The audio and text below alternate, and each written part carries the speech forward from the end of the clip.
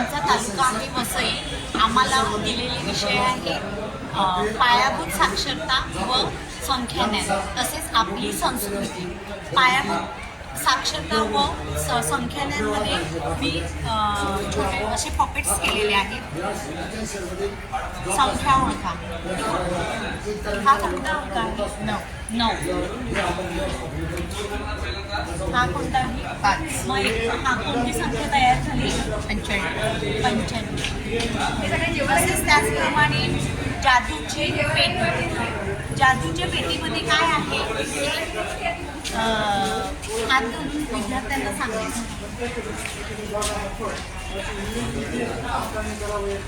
वाच कुठली संख्या आहे? 61.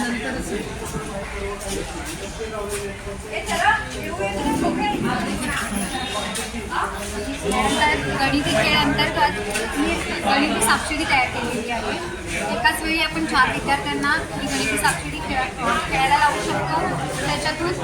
त्याच्यामध्ये शिडी चढल्यावर और साप गिळल्यावर ज्या काही ॲक्शन्स मुलांना करायच्या आहेत ते मजेदार पद्धतीने करतात. ते चांगल्या पद्धतीने या खेळाचा आनंद घेतात.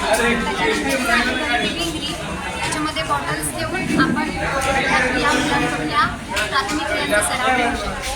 बेरजेचा मासा या शैक्षणिक साहित्यामध्ये मुलांना प्रत्यक्ष साहित्य हाताळून बेरीज वजाबाकीचा सराव देऊ शकतो. तसेच बेरजेचा मासा, वजाबाकीचा मासा, गुणाकाराचा मासा असं साहित्यही आपण तयार करू शकतो. त्यानंतर आहे ही वाक्यपेटी. याच्यामध्ये बरेचसे वाक्य आहेत. ती वाक्य म्हणून ते वाक्य वाचून तशी कृतीही मुलांकडे. दुसरा आमचा विषय आहे आपली संस्कृती.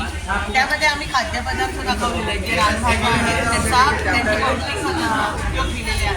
नंतर आदिवासी लोकजीवन, वसईमध्ये जो सामवेदी समाज आहे त्याची माहिती दिलेली आहे.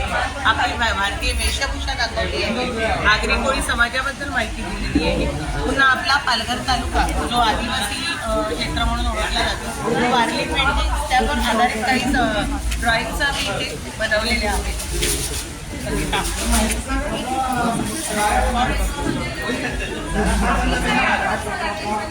जसं आपण मराठी बोलत होतो गणिती पाहिजे त्याचप्रमाणे गवसाक्षरता महत्त्वाचं आहे.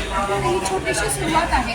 ह्याच्यामध्ये महिला आणि मराठीला आणि इंग्रजीमध्ये नावे दिलेली आहेत. एकदा विद्यार्थी वाचायला लागला की त्याला इंग्रजी आणि मराठी आवडायला लागेल.